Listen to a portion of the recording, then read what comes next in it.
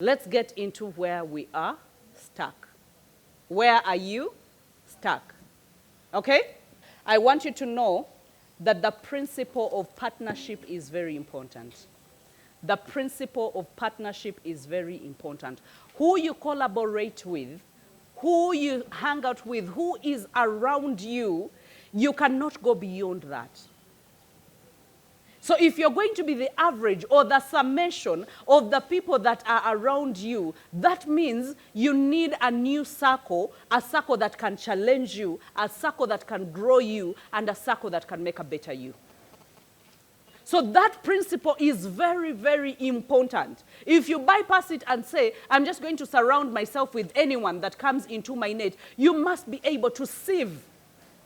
You must be able to say, this is not supposed to be in my life. Let this be out of my life. You must be able to have rooms and partitions and say there are these people that will stop at this lane and there are these people that are going to cross into my inner circle. Everything that comes into our lives comes as a result of relationships. So be very careful who you let into your circle. And something that I actually also registered today is how your circle looks like is a prophetic into who you are going to be in the future. Your circle, how your circle looks like today when you look at them. That is a prophetic into how you are going to look like into the future, in the future. So if you're still hanging out, and some people just choose to be failures. You know gossiping is bad, but you continue gossiping. And then you think you are the strongest person, the most anointed person, you're going to help this person and pray them out of gossiping. My friend, they will gossip you into gossiping. They will gossip you into gossiping. Has someone ever gossiped until you had nothing to do but gossip about them? You know, and that is why I say ignoring is the biggest tool and the wisest tool. That someone can gossip about you and you ignore and make that gossip less important or non-important at all. Because the moment you deal with flying monkeys, I've told you about flying monkeys, are the people that are the messengers of the gossip. So what if you were with so-and-so and they say this and this? Can't you shut up? Keep it with yourself. I have better things to think about. I am thinking I'm in my hunting season. I am looking for the things that I need in my bag and in my life. And you're here giving me kwara. Let it stick with you. Okay, let's go through with this so quickly. Good evening, Coach. I really yearn for the day you will fully talk about finances in marriage. Now, this is something that is very important. Very, very important. And it says that at first I thought I was right to be open, and now I think I was wrong. Everything went wrong. Is it wrong to be open about finances with your partner? Please help. Now, there is nothing wrong about being open about your finances with your partner. But there is something wrong if you have a wrong partner. Or there is something wrong if your partner has something wrong with finances. Do you get what I'm talking about? In a proper marriage, in a proper setting, you're supposed to be open about your finances because it is supposed to be holding each other's hand. That where you are weak, the other person is better. For example, with accountability, Tim is better than me. And I agree. And since he's better than me, he has helped me keep record of how I even spend. And that has helped me so much. I am so much better than when I was spending just anyhow. Because I have seen something and I like it. Now this time I must ask myself, yes, I have the money, but do I need it? Because at the end of the month, we are going to talk about our expenses. And sometimes I will type them in my WhatsApp and WhatsApp them to him. And not because he wants me to do it or he demands it, but because I want to keep myself accountable. Because I'm interested in my own financial growth, just like he's interested in his own financial growth. And then he's interested in my financial growth. When you see him talking about how to plan, I think Coach Fifi has been in those sessions, and he's like, this woman needs to be relieved from stress. You know, she works too much. And, you know, and today he has had some of those meetings about my taxation and, you know, about how to plan everything and finances, how to do all the receipting. And when I was like, I want to take it away from you, I'm just going to get someone who is going to do it for you. He minds about my financial status and my financial stability. And I mind about his. I told you, he takes me to meetings, and I tell him, keep quiet. Don't pledge anything right now. We will talk about it later. Because he had a tendency. Mekezi sigaddeyo, 5 million. It's okay. Me and my wife are going to give it her. Now, I discovered that every meeting we go to, he is going to be pledging. I told him, my friend, speed should come down a bit. Not in a bad way that I don't want to give, because the principle of giving is important, but because I care about our finances, and we should be able to budget what we can give out in a certain quarter. And if that is capped and we have given it out, even if you come bouncing from heaven, we will tell you, wait for the next quarter. Because we must be able to plan and take care of ourselves. Now, you are not wrong to be open. That is how it's supposed to be. However, there are some partners that are not financially disciplined. And then there are certain partners that feel that a woman should not have money. Then if she has money, she has so many alternatives and options, she can even run away from me. Those are insecure men that think they don't deserve you. So they have to keep you under the carpet, they have to trample over you, and they have to take everything away from you so that you remain useless and you beg from them for the rest of their lives. So I have seen, because in your case you're talking about her husband, I have seen husbands like that. And most women will tell you that, you know what, I have just decided that, you know what, this is not working. And it's not going to work forever because I have tried for the past 10 years and it's just not working. So that is where I tell you, still, you must work it out in honesty and in truth. Okay? When you have a meeting, and that is why they say I spoil you. When you have a meeting with them and you can stand up for yourself and say, you know what? These are my bills for the month. Okay? Because you are a human being, you have bills, right? You have things that you work. You have your cream. Now, this I'm speaking to the women because it's a woman, it's a lady that is asking. You say, you know what, I have maybe my creams that I need to buy, or I need to, support my mother, because you also have an obligation. You have siblings. So to say, you have a budget. So it's not all about work and bring me the money. No. Otherwise, they would come to you to your workplace and do part of the work for you. It's not about what I want is what works. No, this is a partnership. It's a collaboration.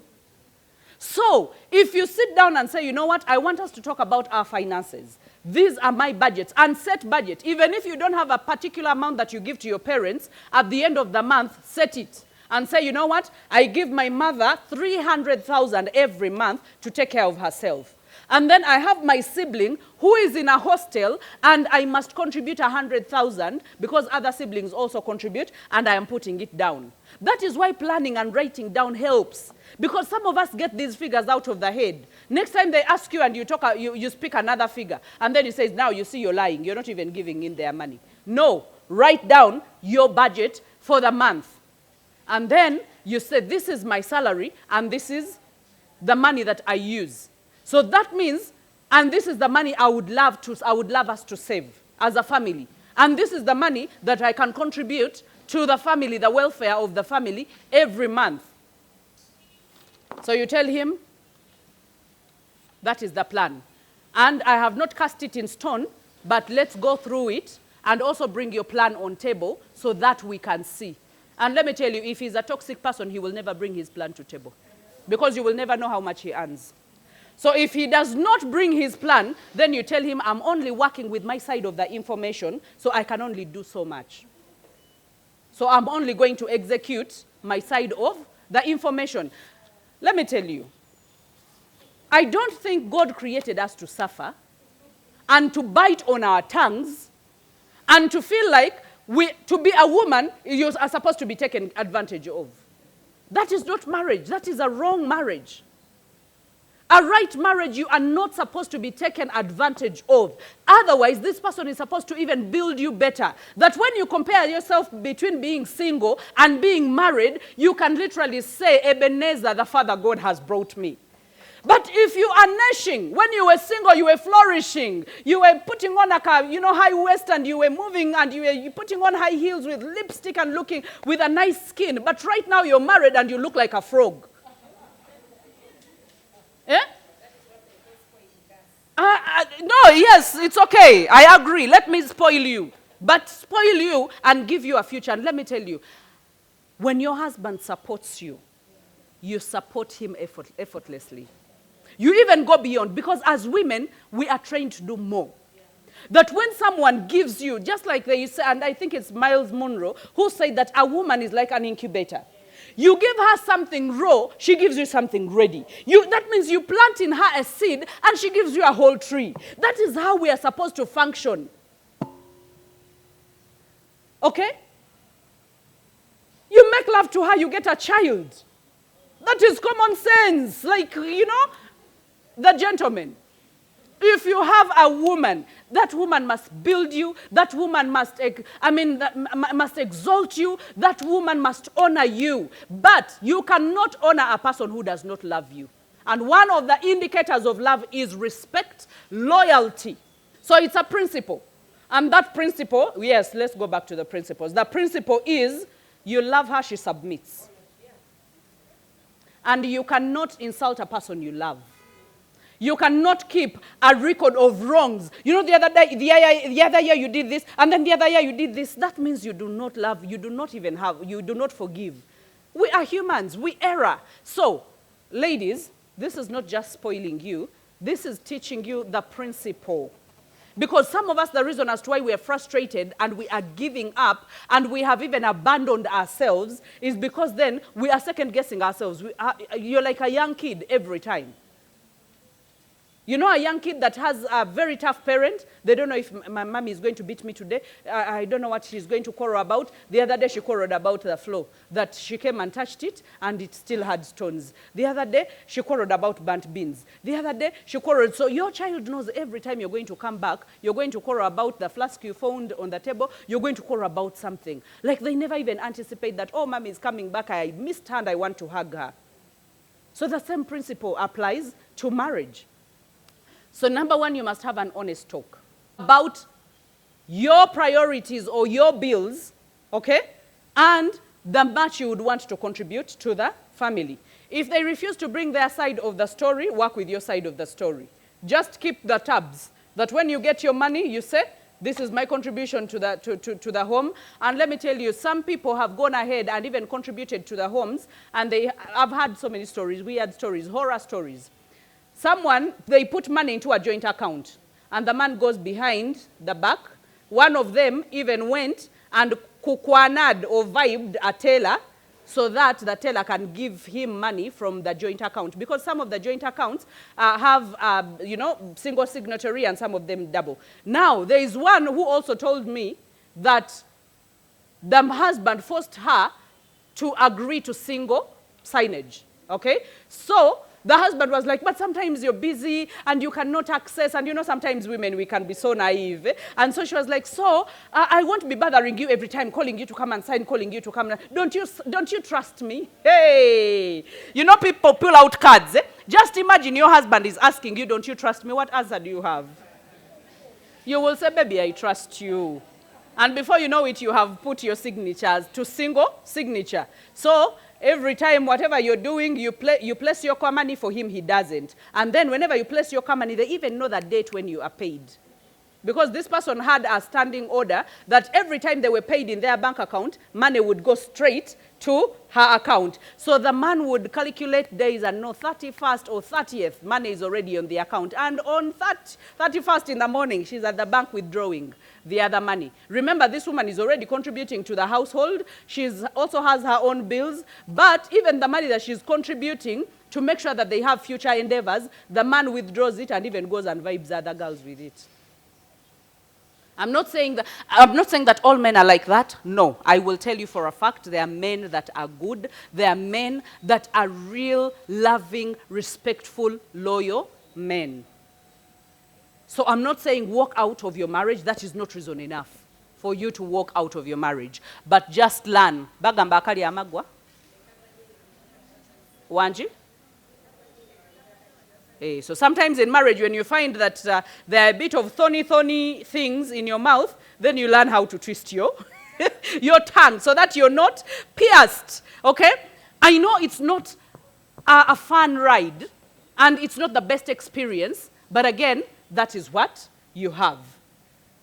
The only reason I will give for someone to walk out of their marriage is someone is beating you. Because you don't know. Today they are plucking out your eye, tomorrow your leg is gone. And the other day, your life is gone. When someone beats, and the other reasons, no one can dictate because you know your strength and how much you can endure. There are people who have gotten mad because someone cheated. And they're in Butavika. There are people who have committed suicide because someone cheated. So that means we have different levels of strengths. If you think you cannot deal with it, find help. Okay? Do not die alone, find help. And we have so many mentors and coaches and ministers that can actually hold your hand and can help you. And remember, I told you, for those that are registered as Hold My Hand members, pro bono, for you. No one will charge you. For as long as you say, I'm from Hold My Hand, they will give you an ear and they will go through your situation. So don't die alone. Make sure that you go and speak to someone.